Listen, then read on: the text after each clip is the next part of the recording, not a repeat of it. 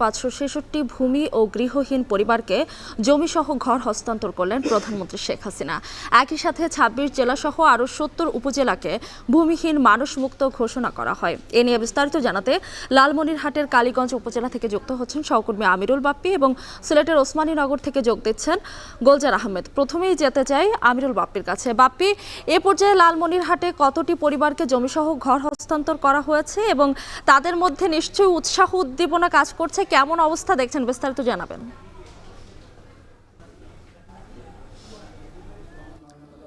আমি তো লালমনিরহাটের 5টি উপজেলায় মোট 1623টি পরিবার নতুন ঘর পেল 2 শতক জমিসহ।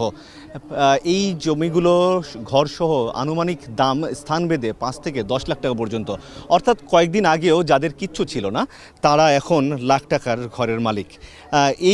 এই অনুভূতিটাই এখানকার যারা স্থানীয় আছেন, যারা ঘর পেয়েছেন, তাদের মধ্যে একটা অন্যরকম সুখের অনুভূতি তৈরি করে দিয়েছে। তারা প্রচণ্ডভাবে উচ্ছ্বসিত। আমরা 3 দিন ধরে লালমনিরহাটে আছি, বিভিন্ন সুবিধাভোগীর সাথে কথা বলেছি। তারা বারবার বলছেন একটাই কথা, যে এতদিন ধরে তারা খোলা ছাদের নিচে, খোলা আকাশের নিচে ছিল, মানুষের বাড়িতে আশ্রিত ছিল, রেল স্টেশনে ছিল, প্ল্যাটফর্মে ছিল।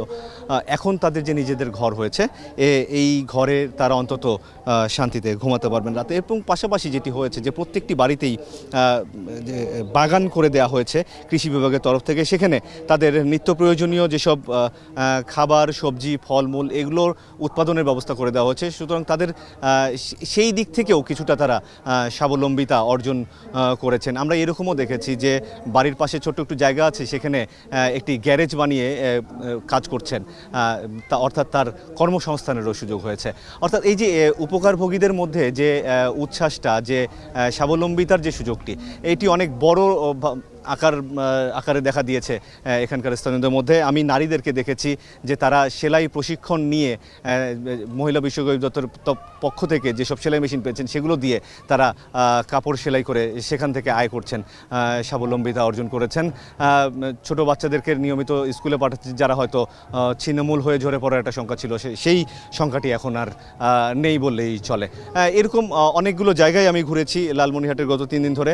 তো সব জায়গার মানুষই বলছেন যে এই যে ঘর তাদের জন্য আশীর্বাদ হিসেবে দেখা দিয়েছে এবং প্রধানমন্ত্রীর কাছে তারা খুবই কৃতজ্ঞতা প্রকাশ করেছেন, তার জন্য বারবার দোয়া করছেন এবং তারা বলছেন যে এখনও যারা বেকার আছেন তাদের সাথে তারা যদি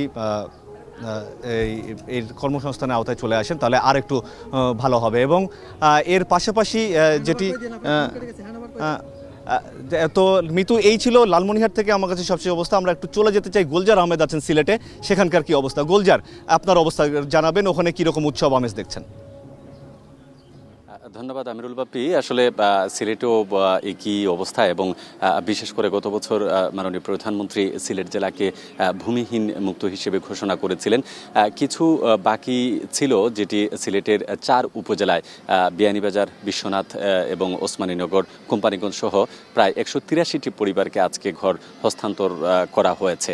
এবং যাদেরকে হস্তান্তর করা হয়েছে আসলে তারা ছিন্নমূল, তাদের কোনো আবাস ছিল না, তাদের কোনো মাথা গোঁজাটাই ছিল না।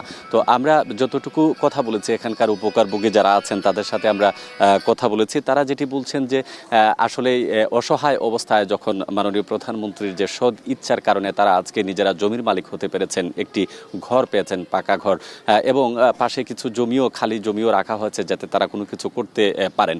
এবং সিলেটে সাধারণত হিজড়া সহ অর্থাৎ তৃতীয় লিঙ্গের মানুষ যারা আছেন তারা সহ ছিন্নমূল পর্যায়ের প্রায় 183 জনকে আজকে বুঝিয়ে দেওয়া হয়েছে। আমরা বর্তমানে রয়েছে সিলেট ওসমানীনগর উপজেলাতে, যেখানে প্রায় 176টি পরিবারকে ঘর বুঝিয়ে দেওয়া হয়েছে ইতিমধ্যে।